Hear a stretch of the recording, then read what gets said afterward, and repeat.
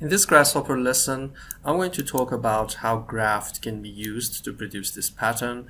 And as you can see, we can change the size of this, and we can also define a point attractor. So it's going to be a combination of different techniques, a point attractor, and especially I'm going to focus on Graft and why we need Graft in some situations.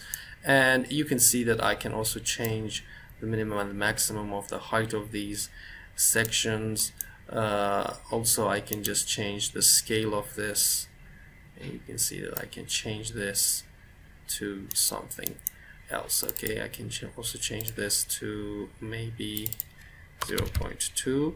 So this tutorial will show you how you can use Graft to produce different results and why we need Graft in parametric design.